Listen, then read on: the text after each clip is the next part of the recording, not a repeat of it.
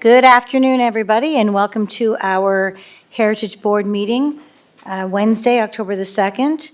Can I have a call to order and any declaration of conflicts today? Seeing none, can I have an approval of the agenda? Okay, and seconded by Lucas. Okay. Approval of the agenda is done, moved by Kenny, seconded by Lucas. So adoption of the minutes from our Monday, August the 26th meeting. I just said I was not present, and I think it's showing me as present on those minutes. Okay, duly noted. Thank you for that. We will mark you as absent for that day. Yep. So His Worship is going to move those minutes. Thank you very much. Yes. And Yes. moved by, and seconded by Kenny, great. Any business arising from the minutes besides that Lucas was absent that day, so we'll have that corrected? Any other? Just a quick Yes. follow-up under new business. Yes, Your Worship. I know that I brought it up yesterday under the planning board, Samuel Martin and the historical background.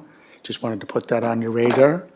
And today I know I thought I did add it, but I might add it under new business, the opening of the new Simmons Aquarina facility.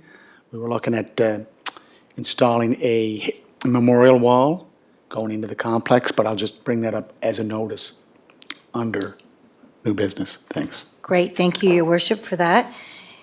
Okay, so moving on to, we have just one report today, and Todd is here to present for us. It's 86 Queen Street, known as Sims, and it's an installation of a large-scale reproduction artwork.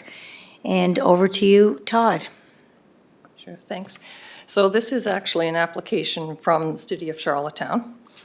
We have Doug Dumais online who is available, I think, to answer any questions.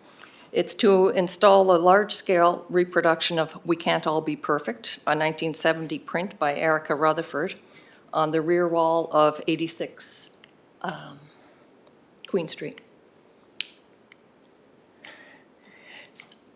So we may just have to, if we can't get that going. Okay.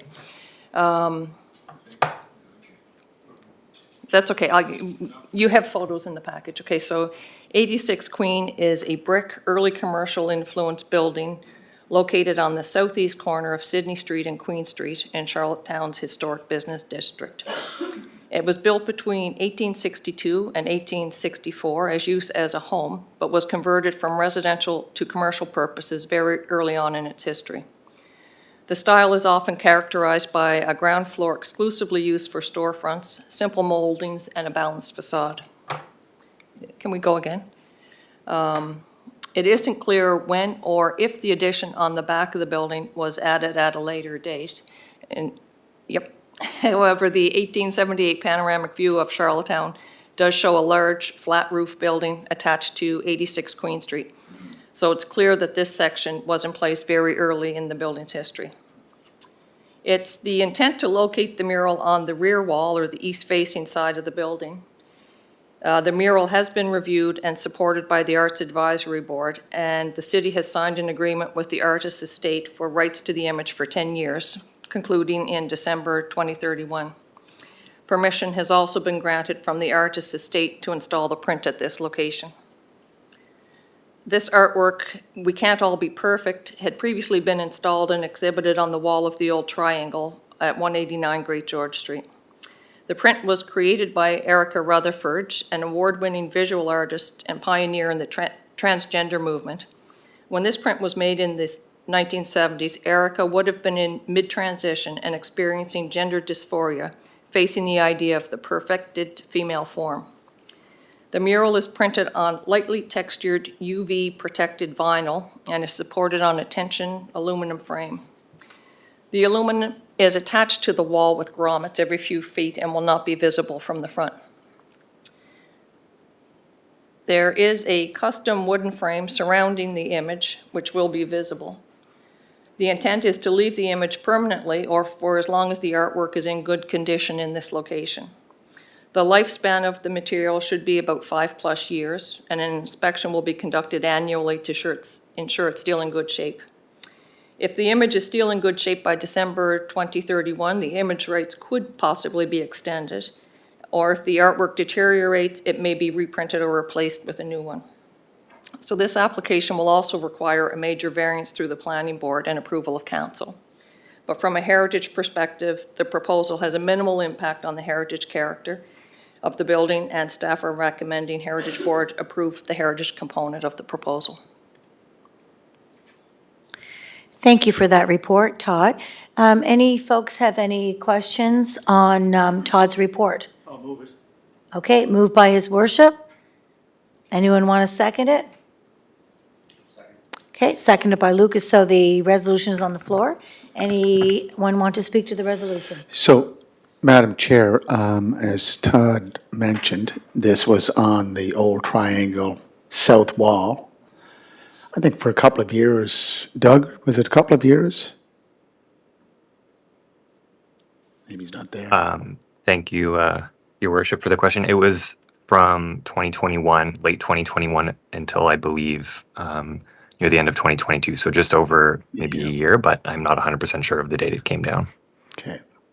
And there is a major exhibition of the Erica Rutherford collection currently at the Confederation Center Art Gallery, so very appropriate timing. And I think that we need more of Erica Rutherford's art in and around the city, for sure.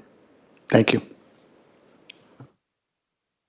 Great. Any other questions? If the Heritage Board accepts staff's recommendation, then it stops here and it moves on to Planning Board once the planning staff create a report for the variance. So if there are no other questions, we can call the question for, yes, go ahead. Just a couple of I'm just curious if the image shown on the screen now, is that kind of somewhat accurate representation of the size of it? I mean, it's an existing print, right? So it's not like it can be scaled to fit. Is that correct? Yeah, I think it's the best try at getting it roughly to scale on the wall.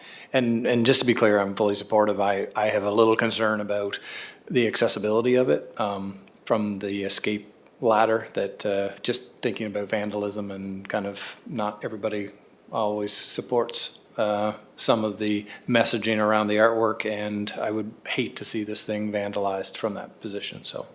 just I that think for that's comment. something the Arts Advisory Board looked at, and Doug would know more, but I think Doug had suggested it was down lower, and they had some concerns with that, and they were able to relocate a vent and move it up to this height, which shouldn't be within reach, so that they're aware of that.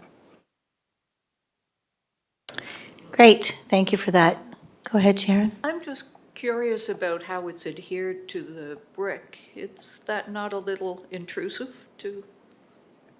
It is somewhat intrusive, but they actually suggest you drill holes into the brick and not into the mortar in between and chip the brick, because you can patch the holes in the brick.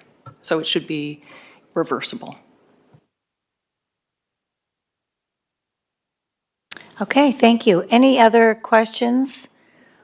Okay, so we'll call the question. All those in favor of staff's recommendation? Great.